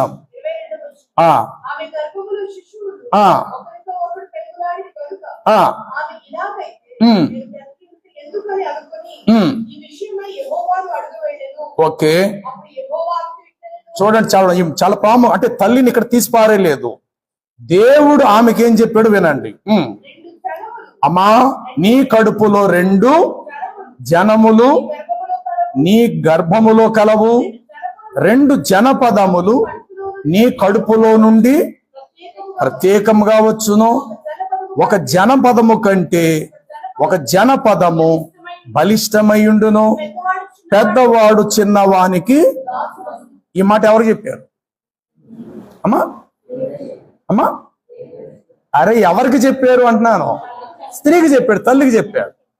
తండ్రికి చెప్పలేదు ఈ మాట, పురుషుడు చెప్పలేదు ఈ మాట, తల్లికి చెప్పాడు. కాబట్టి ఆ తల్లి గుండెల్లో మాట దాచుకుంది, భద్రంగా ఉంచుకుంది. ఓహో, నా ప్రభువైన దేవుడు ఇలా చెప్పాడు అంటే భవిష్యత్తులో ఎప్పుడో మొత్తం మీద ఈ కార్యరూపము దాల్చింది అని చెప్పి తల్లి చిన్న కొడుకును అధికంగా ప్రేమిస్తూ వచ్చింది. తండ్రికి సాధారణంగా పెద్ద బిడ్డల మీదే ఉంటారు. పెద్ద కొడుకుని చెప్పాడు, అరే అబ్బాయి, నువ్వు అడవికి పోయి వేటాడి నాకు ఇష్టమైంది నాకు పెడితే నిండు మనసుతో నేను దీవించిపోతాను రా అన్నాడు. ఈ మాట తలుపు చాటు నుండి తల్లి విని చిన్న కొడుకుని పిలిచండి, అరే అబ్బాయి, మీ తాతగారి దీవెనలు మీ నాన్నలో ఉన్నాయిరా, మీ నాన్నలో చేసినటువంటి ఆ నిబంధన నీలోనికి రావాలి అని అంటే గనుక నీ తండ్రి హృదయానికి ఇష్టము కలిగించేది నేను చేయాలి. మందలోకి వెళ్ళి పరుగున 2 మేకలు తీసుకురా, నీ తండ్రికి ఇష్టమైనది చేసి పెట్టేస్తా. చూడండి, ఆ మాట 27 అధ్యాయమా, మొదటి మాట. ఇస్సాకు వృద్ధుడై అతడి కన్నులకు మంద దృష్టి కలిగి ఉన్నప్పుడు అతడు తన పెద్ద కుమారుడిని ఏసావుతో నా కుమారుడా అని పిలవగా అతడు చిత్తము నాయనా అని అతనితో చెప్పాను. అప్పుడు ఇస్సాకు, ఇదిగో నేను వృద్ధుడను, నా మరణ దినము నాకు సమీపమాయను, కాబట్టి నీవు ఉన్నపాటున వెళ్ళి నీ ఆయుధములను అంబుల పొదిని ధరించుకొని నీ విల్లును పట్టుకుపోయి వేటాడి నా కొరకు మాంసము తెమ్మో, నేను చావక మునుపే నిన్ను నేను ఆశీర్వాదించున్నట్లు నాకిష్టమైన రుచి గల భోజనము సిద్ధపరచి నేను తినుటకై దాని నా యొద్దకు తెమ్మని చెప్పెను. ఇస్సాకు తన కుమారుడగు ఏశావుతో ఇట్లో చెప్పుచుండగా రెబెకా తలుపు చాటు నుండి వినుచుండెను.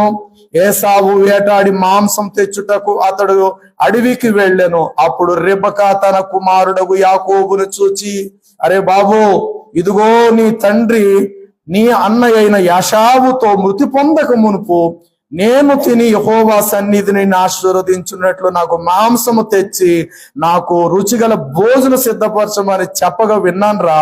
కాబట్టి నా కుమారుడా, నా మాట విని నేను నీకు ఆజ్ఞాపించినట్లు చేయము. నీవు మన మందకు వెళ్ళి 2 మంచి మేక పిల్లలను అక్కడి నుండి తెచ్చి నా దగ్గర తీసుకుని రమ్ము. వాటితో నీ తండ్రికి ఇష్టమైన రుచిగల భోజనమును అతనికి చేసేదను. నీ తండ్రి మృతి పొందక ముందే అతడు వాటిని తిని ఆశీర్వాదించున్నట్లు నీ వాటిని నా యొద్దకు తీసుకుని రమ్మని. అందుకు యాకోబమ్మా, నా సహోదరుడిని ఏశావు రోమములు గలవాడు కదా, నేను నున్నని వాడును కదా. ఒకవేళ నా తండ్రి నన్ను తడివి చూసినప్పుడు నేను అతని దృష్టికి వంచకుడుగా తోచిన ఎడల నా మీదకి శాపమే వస్తుంది కదమ్మా, ఆశీర్వాదం రాదు కదా అని చెప్పాను. అయినా నువ్వు అతని తల్లి, నా కుమారుడా, ఆ శాపం మీద నా మీదకి రానివ్వండిరా గాక, నువ్వు మాత్రం నా మాట ఏమాత్రము విని పోయి వాటిని నా యొద్దకు తెమ్మని చెప్పగా అతడు వెళ్ళి వాటిని తన తల్లి యొద్దకు తెచ్చాను. అతని తల్లి అతని తండ్రికి ఇష్టమైన రుచిగల భోజనం సిద్ధపరిచిన. మరియు అతడు జ్యేష్ఠ కుమారుడు ఏసావు ఆ వస్త్రము ఇంట అతని యొద్ద ఉండెను గనుక రెబెకా వాటిని తీసి తన చిన్న కుమారుడగు యాకోబునకు తొడిగించి ఆ మేక పిల్ల చర్మముతో అతని చేతులకును అతని మెడ మీదను నుదుటు భాగమును కప్పి తాను సిద్ధపరిచిన భోజన పదార్థము రొట్టెయు తన కుమారుడగు యాకోబు చేతికియగా అతడు తన తండ్రి యొద్దకు వచ్చి, నా తండ్రి అని పిలవగా, ఏమి నా కుమారుడా, నీవెవరు అని అడిగాను. అందుకతడు యాకోబు, నేను యాషావును, నీ జ్యేష్ఠ కుమారుడును. నీవు నాతో చెప్పినట్లుగానే ఇదిగో నేను వీటిని దీవించుటకై దయచేసి లేచి కూర్చుండము, నేను వేటాడి తెచ్చినదంతా కూడా తినము అనేను. అప్పుడు ఇస్సాకు, నా కుమారుడా, ఇంత శీఘ్రముగా అది నీకెట్లా దొరికెను కుమారా అని అడగా అతడు, నీ దేవుడైన యెహోవాయే నా యొద్దకు వాటిని రప్పించెను అని చెప్పెను. అప్పుడు ఇస్సాకు, నా కుమారుడా, నీవు యాషావును నా కుమారుడవో కాదో నేను నిన్ను తడివి చూచేదను, దగ్గరకు రమ్మని చెప్పగా యాకోబు తన తండ్రి దగ్గరకు వచ్చినప్పుడు అతడు తన కుమారుడిని తడివి చూచెను. స్వరము యాకోబు స్వరము గాని ఏషావు చేతులో వలె కనబడెను. చాలు, మీకేమర్థమైంది ఈ విషయంలో? తల్లి మోసం చేయలా. యాకోబు తెలియ చాలా మంది పాటల్లో కూడా యాకోబు మోసగాడు అంటాడు. నో, తప్పు తప్పు తప్పు. యాకోబు పట్ల దేవుడు ఒక అద్భుతమైన ప్రణాళిక కలిగి ఉన్నాడు. ఇది చాలా అద్భుతమైన విషయము. ఎందుకంటే ఇస్సాకుకు చెప్పలేని విషయము అతడి భార్యకు చెప్పాడు. ఏమని? నీ కడుపులోంచి 2 జనపదాలు వస్తాయి, పెద్దవాడు చిన్నవాడికి దాసుడు. ఎవరితో చెప్పాడు?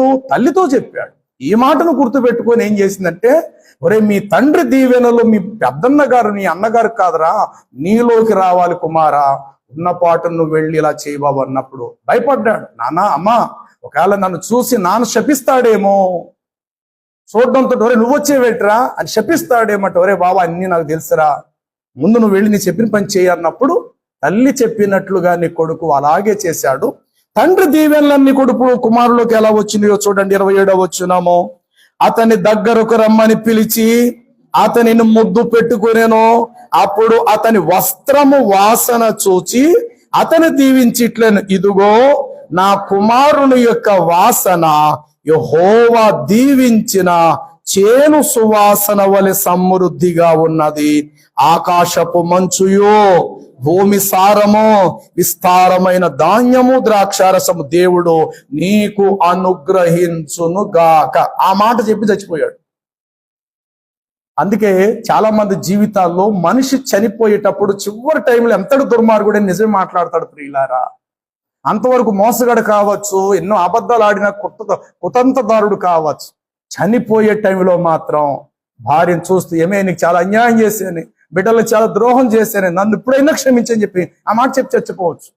ఒకవేళ అది భార్యే కావచ్చు, అది పిల్లలే కావచ్చు. నాన్న నేను చాలా దుర్మార్గుడు నాన్న, నేను చాలా అన్యాయం చేశాను నాన్న అన్న మాట పిల్లలైనా చెప్పి చచ్చిపోవచ్చు. ఒకవేళ స్నేహితుడే గనుక అయితే తన ప్రక్కన ఉన్న స్నేహితుడు చెప్పొచ్చు, ఒరే నీకు చాలా ద్రోహం చేశాను రా, ఇప్పుడైనా నేను నిజం చెప్తున్నాను క్షమిస్తానని చెప్పి చచ్చిపోవచ్చు. ఇదే మాట ఇస్సాకు నోటికి ఎంత తిన్నాడో తెలీదు, అసలు చచ్చిపోయే స్థితిలో ఎవడ తింటాడండి. మరి ఎందుకు తెమ్మన్నాడు అంటే ఆ నిండు మనస్సు అనేది లోపల నుండి పుట్టుకు రావాలి ప్రియులారా. ఏది చేయకుండా ఎవరి మీదకి దీవెన రాదు సుమా. ఈనాడు చాలా మంది దేవునికి ఇచ్చే విషయంలో కూడా ఆ నిండు మనస్సు అనేటువంటిది కావాలి. బీదరాలు 2 కాసులు వేసింది, కానీ ఎలా వేసిందో తెలుసా? తానొక కలిగి ఉన్నదంతయో వేసెను. అంటే అర్థం ఏంటంటే ఆమె కష్టార్జితం అంతే, అది 2 కాసులే కావచ్చు. అక్కడున్న వారు విస్తారమైన ఆస్తిని వేసారు కానీ వారి కంటే ఆమె అధికముగా వేసెనని ప్రభువే సాక్ష్యం ఇచ్చారు. ప్రియులారా, ఇచ్చేటప్పుడు ఇచ్చే కానుకను చూడడు, కానీ ఇచ్చేటప్పుడు మనస్సు తొంగి దేవుడు చూస్తాడు. ఇదే మనకు కావాలి. ఆ దేవుడికి నువ్వు ఇచ్చేటప్పుడు ఆ నిండు కొలత, నిండు మనస్సు, నా తండ్రి నీకు ఇవ్వటానికి నేను అంతటి వాడినయ్యా, నీకు ఇచ్చే అవకాశం ఇప్పుడు నాకు ఇచ్చావా ప్రభువా, నీకు ఇవ్వగలిగే భాగ్యము నాకు దయచేసావా తండ్రి అన్న నిండు మనసుతో ఆ కృతజ్ఞతా భావముతో దేవుని సన్నిధిని అర్పించాలి. దయచేసి ప్రియులారా, చాలా సందర్భాల్లో మీరు వేసిన కానుకలు అంటే సందర్భాన్ని బట్టి చెప్తున్నా, అవి తీసినప్పుడు కొందరు చిరిగిపోయి అవి ఎవరేస్తున్నారో గుర్తుంచుకోండి. అలాంటి పొరపాటు ఇంకెప్పుడు మీరు చేయకండి. ఎందుకంటే ఆ దీవెన కంటే బదులు ఆ బాధాకరమైన పరిస్థితి మీ మీదకి రాకూడదు. ఒకవేళ చిరిగిపోతే పక్కన పెట్టండి, తప్పు లేదు. కానీ దానిని తీసుకొచ్చి ఇంత విలువైన దేవుని ఎదుట కానుకను అర్పించినప్పుడు ఇది 2 ముక్కలైపోయి చిరిగిపోయి చెల్లలేనిది, బయట మార్కెట్లో ఎవడు పుచ్చుకోలేనిది దేవునికి నువ్వు అర్పించటం ఎప్పుడైనా అది న్యాయబద్ధమా? నేనెన్నో కూటాలకు వెళ్తాను, కానుకలు పట్టిస్తుంటారు. అక్కడ నా పర్స్ ఓపెన్ చేస్తా, అందులో బాగా తెల్లగా ఉన్న పెద్ద నోటు ఏదైతే ఉంటుందో ఆ టైంలో అది 500 అయితే 500, ఇదివరకు అయితే 1000 రూపాయల కాగితాలు ఉండేవి కదా.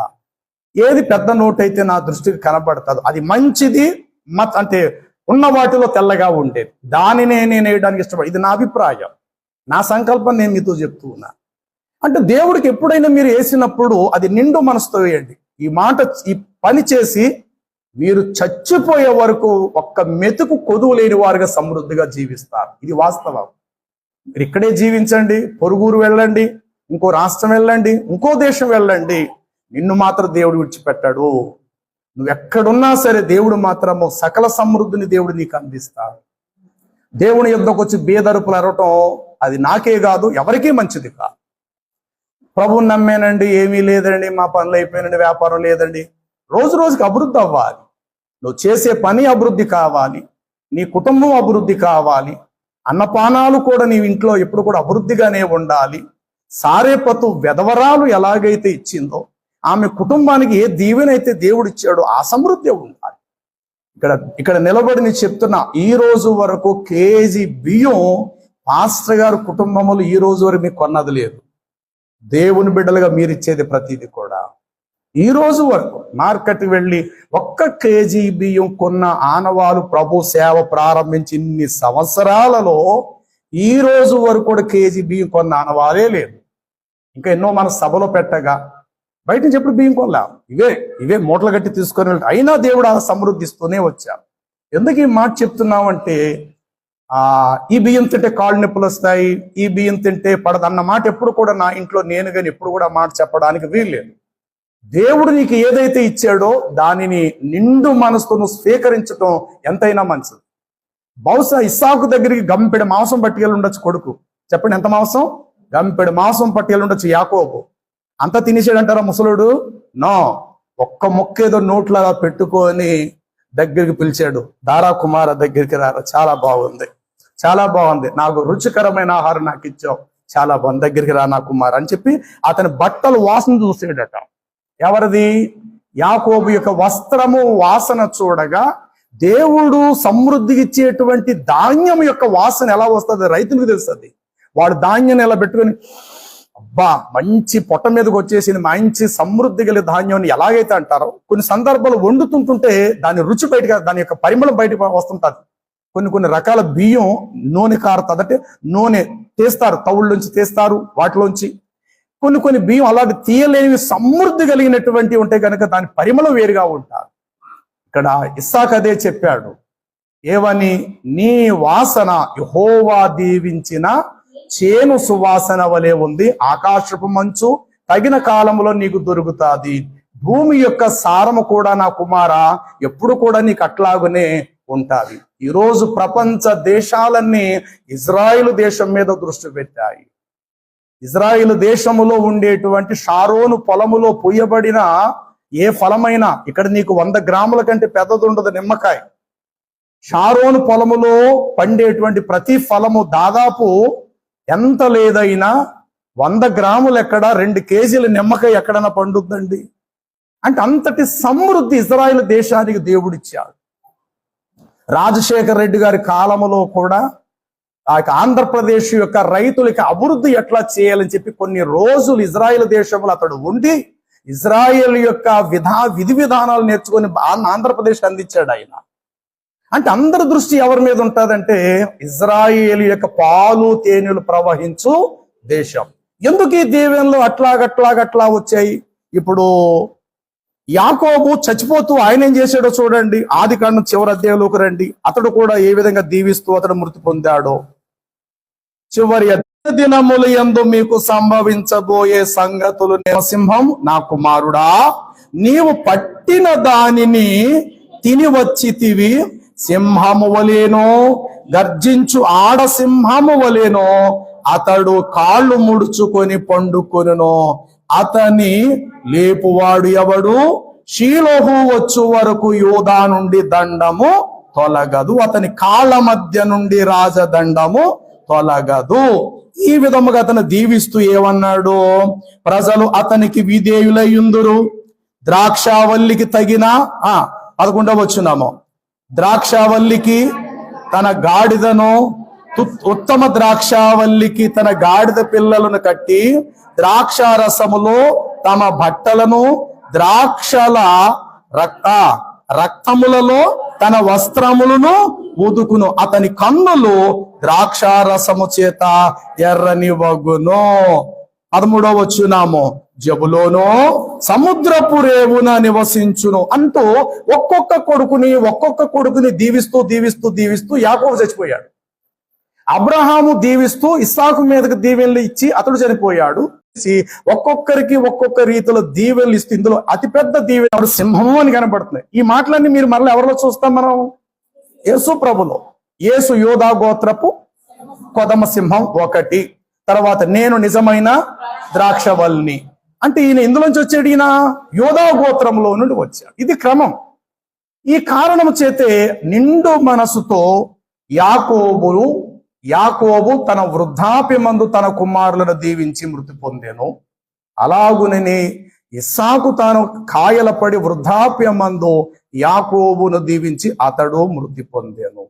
ఈ కారణము చేతే దేవుడు అంటాడు, నేను యాకోబును ప్రేమించి తిని ఏషావును నేను ప్రక్కనే పెట్టాను. అంటే దేవుడికంటూ ఒక ప్రణాళిక ఉంది. అందుకే మనం చదివిన మూలవాక్య భాగము, పెంట కుప్పల మీద నుండి బీదలను ఆయన పైకెత్తువాడు. ఏ మనుషుడు కూడా చెప్పండి, నిషేధింపదగిన వాడని, అపవిత్రుడు అని అయినను చెప్పకూడదు. ఎందుకంటే దేవుడు ప్రతి మనిషిని ప్రేమిస్తున్నాడు. క్రీస్తు రానంత వరకు గోపాంగ చర్మానికి సున్నతి జరిగేది. క్రీస్తు నాటి నుండి నేటి వరకు హృదయమునకు సున్నతి జరగాలి. ఈ హృదయం ఎవరికి ఉంటుంది? స్త్రీకి ఉంది, చెప్పాలి, పురుషుడు ఉంది. ఇప్పుడు హృదయానికి సున్నతి ఎలా జరుగుతుందంటే క్రీస్తు పెద్ద బలియాగము జరుగుట చేత, ఆయన రక్తమును చిందించుట చేత మనుషులమైన మనందరికీ హృదయ సంబంధమైన సున్నతి దానముగా చేయబడింది. ప్రియులారా, ఎంతటి విలువైన ప్రణాళికను దేవుడు తన గ్రంథములో దేవుడు పొందుపరిచాడు. అందుకే చాలాసార్లు చెప్తా, బైబిల్ చదివేటప్పుడు చాలా జ్ఞానము, చాలా వివేకం ఉండాలి. ఎప్పుడు కూడా నేనే గొప్ప, నేను పెద్ద మనిషిని, నేను జమీందని ఎప్పుడు మనం అనుకోవద్దు. 10 కోట్ల రూపాయలు కారు అయినా 10 రూపాయల చేత ఎక్కించే గాలి దగ్గర 10 కోట్ల రూపాయల కారు కూడా తల వంచాలి. ఇప్పుడు ఒక చక్రానికి గాలి లేదని 3 చక్రాలు ప్రయాణం చేస్తాయా ఏంటి? చెప్పాలి. 3 చక్రాలు వెళ్ళిపోతాయా? నో. 10 కోట్ల రూపాయల కారు అయినా ఆ డ్రైవర్ ఆ స్టెప్ నట్టుకుని వెళ్ళాలా, గాలి పెట్టించాలా, తీసుకొని రావాలా, దానికి తగిలించాలి. అప్పుడు కానీ 10 కోట్ల రూపాయల కారు ప్రయాణము చేయదు. ఇప్పుడు 10 కోట్ల రూపాయలు 10 రూపాయల దగ్గర తల వంచిందా లేదా? ఇంకొక మాట మీకు చెప్పాలి. చాలా కాలం క్రితం ఇంట్లో పనిచేసే నౌకర్నే సమాన వయసు గల వారిద్దరూ కూడా ప్రయాణం చేస్తూ ఉన్నారు. ఏదో ఇంట్లో కొన్ని పనులే ఉన్నాయని వస్తువు తేవాలని చెప్పి ప్రయాణం చేశారు అనుకోండి. ఇద్దరికి ప్రమాదం జరిగింది. ఇద్దరిని హాస్పిటల్లో జాయిన్ చేశారు. ఈ జమీందారు కొడుకు కాబట్టి జమీందారు వెళ్ళాడు. ఒరే, మీ ఇంట్లో అదే జమీందారు ఇంట్లో పని చేస్తాడు కదా, మీ అబ్బాయికి యాక్సిడెంట్ అయిందంటే ఆ తండ్రి ఏరే పని చేసుకుంటున్నాడు. ఆ పని నుండి ఆ తండ్రి కూడా వెళ్ళాడు అదే హాస్పిటల్కి. ఈ మంచం మీదేమో జమీందారు గారు కొడుకు, ఈ మంచం మీదేమో కూలి పని చేసుకునేవాడు కొడుకు ఉన్నారు. ఇద్దరికి గాయాలయ్యాయి. ఇద్దరు మరణావస్థలో ఉన్నారు. కానీ అక్కడ మాత్రం ఒక పని చేస్తే గనుక ఒకడు మాత్రం ఖచ్చితంగా బ్రతుకుతాడు. ఎవరైనా కావచ్చు, ఒకడు మాత్రం ఖచ్చితంగా బ్రతుకుతాడు. డాక్టర్ వచ్చి అన్నాడు, ఈ జమీందారు గారి కొడుక్కి గుండె పరిస్థితి బాగోలేదు, యాక్సిడెంట్ ప్రమాదం జరిగింది, ఇమీడియట్ గా గుండె మార్చాలి. ఈ పిల్లవాడికి ఇమీడియట్ గా పలానా పార్ట్ దెబ్బ తినేసింది, ఈ పిల్లోడు బ్రతకాలంటే ఇది చెయ్యాలి. కానీ ఈ టైంలో ఇతనిది ఇతనికి వేసిన ఎవరో ఒకరు మాత్రము ఖచ్చితంగా బ్రతుకుతారు. ఇప్పుడు ఈ జమీందారు పాలేరు కొడుకు పాలేరు ఇద్దరు కూడా ఎదురు అయ్యారు అదే హాస్పిటల్లో. ఏం చేయాలి అర్థం కావట్లేదు. ఈలోగా జమీందారు భార్య పాలేరు యొక్క కాళ్ళు చేతుల దగ్గర వచ్చి పట్టుకొని ఏడుస్తున్నారు. బాబు చాలా కాలానికి మాకు పిల్లలు లేక పుట్టాడు. మీకైతే ఒక అబ్బాయి పుట్టాడు, ఒక అమ్మాయి కూడా మీకుంది. మాకైతే ఒకే ఒక కొడుకున్నాడు. వీడు చచ్చిపోతే మాకు ఏ ఆధారం కూడా లేదు. మా ఆశలన్నీ వీడి మీద పెట్టుకున్నాం అని జమీందారు భార్య పాలేరు దగ్గరకు వచ్చి పనిచేసి వాడి దగ్గర కాళ్ళ మీద పట్టుకొని ఏడుస్తూ, వీలైతే నీ బిడ్డ చావు స్థితిలో ఉన్నాడు కాబట్టి ఆ గుండెదో నీ కుమారుడు గుండె నా కుమారుడికి అమర్స్తే నా కొడుకు బ్రతుకుతాడయ్యా అన్న మాట అనేసరికి ఒకసారి ఆలోచించాడు ఆ తండ్రి. కూలి పని చేసుకునే పాలేరు యొక్క ఆ తండ్రి ఆలోచించాడు, ఏం చేయాలి టైంలో. నా కొడుకు వీళ్ళింట్లోనే పని చేస్తున్నాడు, వాళ్ళ కొడుకు నా కొడుకు ఇద్దరు కలిసి బండి మీద ప్రయాణం చేశారు. హఠాత్తుగా ఇద్దరికి ప్రమాదమే జరిగింది.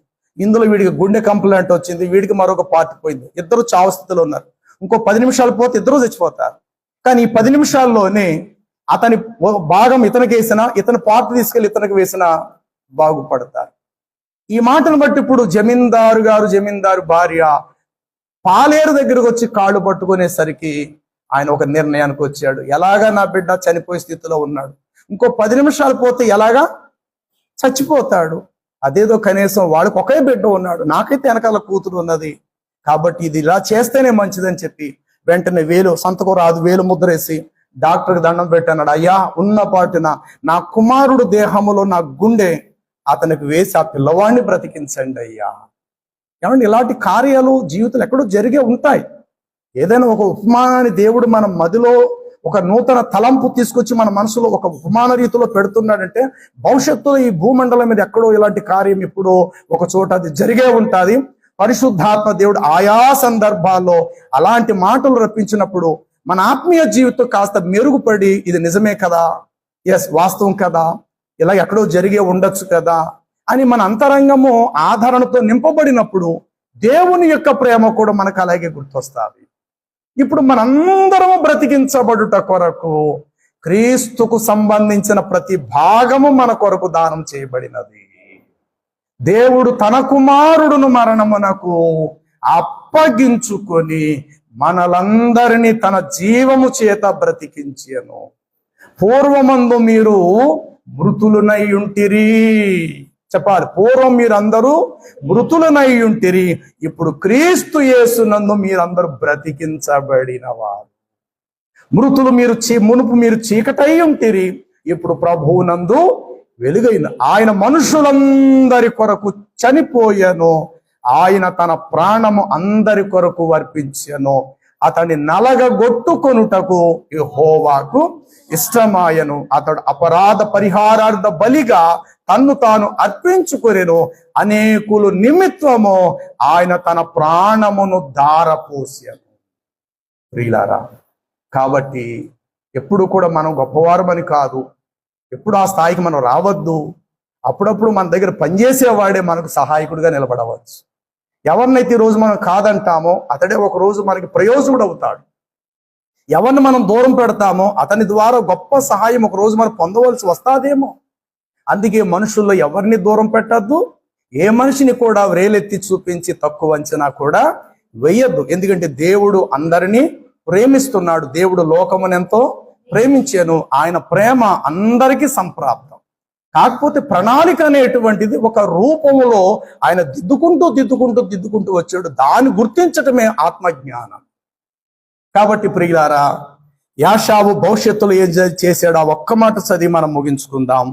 తన తమ్ముడైనటువంటి యాకోబుకి ఆయన ఏం చేసి పెట్టాడో ఓబద్యా గ్రంథము 1వ అధ్యాయం, అంటే ఒకే అధ్యాయం ఉంటుంది, 18-21 వచనం చూడండి. హోషేయ, యోవేలు, ఆ విధంగా మీరు యోనా, మలాకి, ఆ యొక్క మీకా గ్రంథం చూస్తే ఓబద్యా గ్రంథం మీకు కనబడతాది.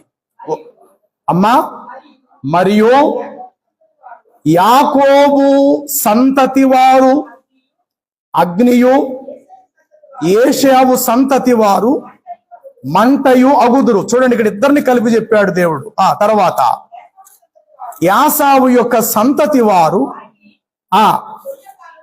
వారికి యూదులకు వారు ఏమై ఉంటారంటే కొయ్య కాలువలే ఉందురు. యాషావు సంతతి వారిలో ఎవడును తప్పించుకొనకుండా వారిలో మండి వారిని కాల్చుదురు. చూడండి, 9వ చూద్దాం. తేమాను నీ బలార్జులందరూ విస్మయము నొందొదురు, ఏషావు యొక్క పర్వత నివాసులందరూ హతులై నిర్మూలవుదురు. ఎందుకని? నీ సహోదరులైన యాకోబు సంతతికి నీవు చేసిన బలత్కారమును బట్టి నీవు అవమానము నొందక తప్పదు. ఇక ఎన్నటికి లేకుండా నీవు నిర్మూలమవుతావు. నీవు పగవాడవై నిలిచిన దినమందు, పరదేశులు వారి ఆస్తిని పట్టుకొని పోయిన దినమందును, అన్యుల వారి గుమ్మముల కంటే యూదుల యొక్క గుమ్మములోనికి చొరబడి యెరూషలేము మీద పట్టణాన్ని దోచుకోవటానికి చీట్లు వేసిన దినమందు నీవును వారితో కలిసి కొంటివి కదా. అనగా నీ సహోదరుడిని యాకోబు శ్రమ అనుభవ దినమందు నీవు ఆనందింప తగదు. యూదావారి నాశన దినమందు వారి స్థితిని చూచి నీవు సంతోషింపతగదు. ఎందుకు ఇలా జరిగిందంటే, ఇజ్రాయిలుకు విరోధులైన వారితో ఈ అన్నగారి సంతానం ఏదేమీయులు చేతులు కలిపారు ప్రియులారు కొంతకాలానికి. ఈరోజు అరబ్ దేశాలు, ఇన్ని దేశాలు చేతులు కలుపుతూ ఉన్నాయి ఒక్క ఇజ్రాయిల్ దేశం ముందు. ఆనాడు ఏదేమీయులు అనగా యాకోబు యొక్క అన్నగారు శత్రువు అయిపోయి, శత్రువులు ఇజ్రాయిల్కి ద్రోహం చేస్తుంటే వాళ్ళకి సపోర్ట్ చేశారటండి. ఈ ప్రణాళికను ఎరిగే దేవుడు చెప్పాడు, నేను యాకోబును ప్రేమించి తిని ఏషావును నేను ద్వేషించి, ఇది భవిష్యత్తులో ఇతడు ఇలా చేయబోతాడు అని పుట్టక మునుపు ఎరిగిన దేవుడు ఒక ప్రణాళికను రూపుదిద్దుకుంటూ వచ్చాడు. ఇదే మాట మీరు ఆదికాండము, అటు రోమాపత్రిక, అటు మనము మలాకీ గ్రంథములోను ఈ యాకోబు యాషావు యొక్క వృత్తాంతాన్ని చూస్తూ ఈ ఓబద్య దగ్గరికి వచ్చేసరికి జరిగిందంటే, యెరూషలేమును నాశనం చేయటానికి చీట్లు వేసినప్పుడు దుర్మార్గులతో నీవు కూడా ఏం చేశావు? చేతులు కలిపి నీ సహోదరుడు శ్రమానుభవ దినమందు నీవేం చేశావు? సంతోషించావు. అందుచేతనే ఎదోమీయులు అనబడిన ఏషావు యొక్క సంతానాన్ని దేవుడు పక్కన పెట్టడానికి గల కారణము. కాబట్టి ప్రభువు నందు ప్రియులారా, ఏ మనుషుడు నిషేధింపదగిన వాడను అపవిత్రుడని అయినను చెప్పరా. దేవుడు అందరినీ ప్రేమిస్తున్నాడు. మన 10 కోట్ల రూపాయల కారులో వెళ్ళచ్చు, రోడ్డు మీద గాలి కొట్టే 10 రూపాయలు గలవాడు వాడే ఆ సమయంలో మనకి అవసరత కావలసి వస్తాడు. ఎంతో ధనవంతులు ఒకవేళ ఆ స్థితిలో ఒకవేళ మనమున్నా ధనము లేని వారిని ఎప్పుడు కూడా వ్రేలెత్తి మనము చూపించవద్దు. కొందరు ఎప్పుడు ఒకే వస్త్రం కట్టుకొని మందిరానికి వస్తారు. అలాంటి వారిని చిన్న చూపు చూడద్దు. వీళ్ళు బట్టలు లేవా, వేరే బట్టలు వేసుకునేటి అవే రంగు బట్టలు ఎప్పుడు వేసుకొస్తారు, ఆ మాట కూడా ఇప్పుడు మనము ఇతరులను వ్రేలెట్టి మనము వ్రేలు పెట్టి చూపించ అర్హులము కాము. అంటే ఆ స్థితికి మనం ఎప్పుడు కూడా రావద్దు. ఒక సంఘములో, ఒక దేవుని యొక్క గర్భాశయము, ఆయన మందిరములు మనందరము ఏకముగా ఉన్నాము. అందరి పట్ల ఆయన కృప చూపుతున్నాడు. ఒకే గిన్నెలోనిది పాత ఆ రక్తము లేకపోతే ద్రాక్షారసం త్రాగుతున్నాము. ఒకే ఆహారం అనబడిన రొట్టెను మనందరము విరుచుకొని మనం తింటున్నప్పుడు మనందరం ఎవరై ఉన్నామంటే ఒకే కుటుంబములో తోటి అవయవములు. ఒక శరీరానికి అనేక రకాల అవయవాలు ఎట్లా అయితే ఉన్నావో, దేవుని మందిరములు కష్ట సుఖాలలో, బాధ సంతోషములు కూడా మనం పాలు పంపులు పొందాలి. ఎవరైనా దుఃఖముగా ఉంటే ఆ విషయం సంఘానికి చెప్పినప్పుడు సంఘమందుకు బాధ్యత వహించాలి. ఎవరైనా సంతోషముతో ఉన్నప్పుడు ఆ సంతోషంలో కూడా మీరు ఏం చేయాలట, పాలు పంపులు. ప్రభు చెప్పాడు, సంతోషించు వారి ఇంటికి పోయి మీరును సంతోషించండి, దుఃఖపడు వారి ఇంటికి వెళ్ళి వారితో మీరు కూడా ఏడ్చి దుఃఖపడండి.